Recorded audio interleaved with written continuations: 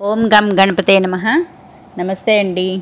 నేను ఈరోజు ఈ వీడియోలో మహాశివపురాణంలోని అత్యంత అద్భుతంగా వివరించిన లింగోద్భవం గురించి తెలుపుతానండి. ముందు వీడియోలో రుద్రగాయత్రి జపిస్తూ బ్రహ్మ విష్ణువులు గిరి ప్రదక్షిణ చేశారని చెప్పుకున్నాం కదా.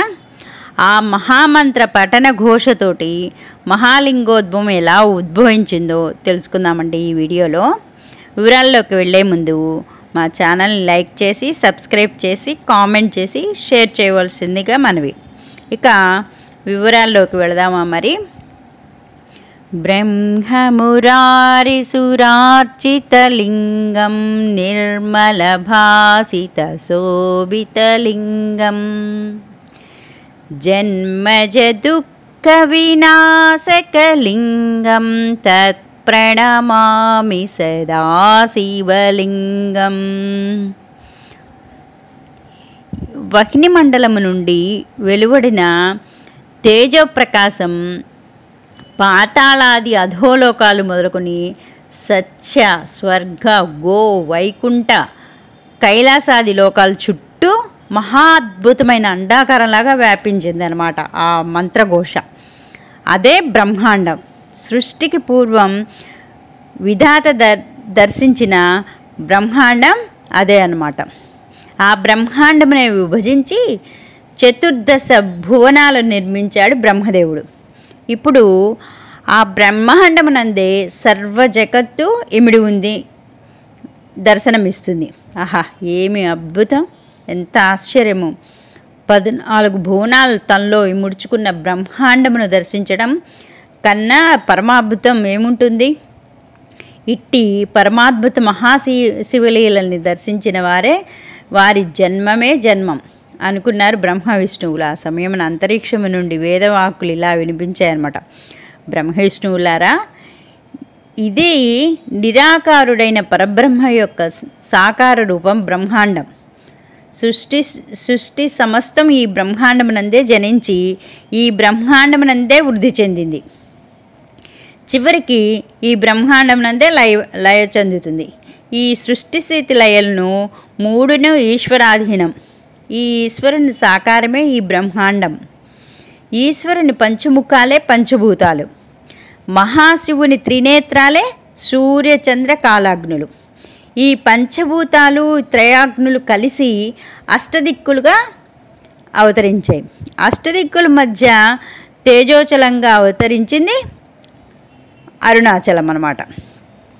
ఈ అరుణాచలం పర్వతాకారమైనందున ఈ గిరిరాజ రూపమునకు ప్రతిరూపమైన ఒక బ్రహ్మాండమునకు ప్రతిరూపమైన లింగంగా అవతరిస్తున్నారన్నమాట పరమేశ్వరుడు. ఇదిగో లింగోద్భవం దర్శించండి. భావోద్వేగపూరితమైన వేదవాక్కును ఆలకిస్తూ బ్రహ్మాండము నుండి అవతరిస్తున్న లింగోద్భవం దర్శించారు బ్రహ్మ విష్ణువులు. మహాశివుడే శివలింగంగా అవతరిస్తున్న శుభరాత్రి అది. బ్రహ్మాండంగా లింగరూపంగా ఉద్భవిస్తున్న శుభతరుణం అది. చతుర్వేదములు ఏవని మహిమలు గూర్చి కీర్తించునో ఆ మహాశివుడు సాకార లింగరూపంగా ఉద్భవిస్తున్న శుభగడియలన్నీ శివలింగ తమోద్భవం కోటి సూర్య సమప్రభం. కోటి సూర్య ప్రకాశ సమానమైన శివలింగం జ్యోతిర్మయ స్వరూపుడైన మహాశివుని ప్రతిరూపం అన్నమాట. పరమశివుని ఆరాధ్య చిహ్నం లింగం. కంటికి కనిపిస్తున్న జగత్తంతా ఆ లింగమునందే ఇమిడి ఉన్నది. మూలే బ్రహ్మ తదా మధ్యం విష్ణు త్రిభువనేశ్వర రుద్రావరీ మహాదేవం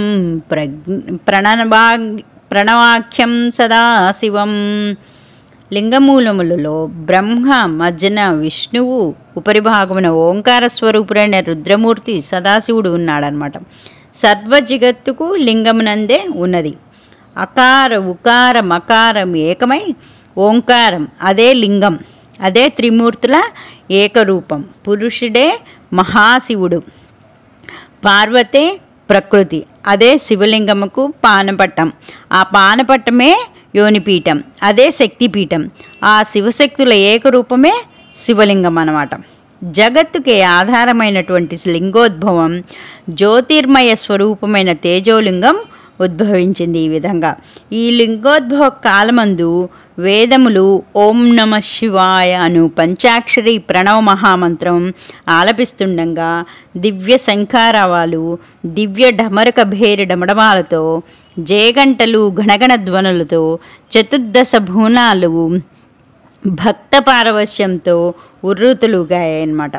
ఓం నమ శివాయ, హర హర మహాదేవ, శంభో శంకర శివనామ స్మరణంతో లోకాలన్నీ కూడా భక్తి పారవశ్యంతో మునిగిపోయినాయన్నమాట.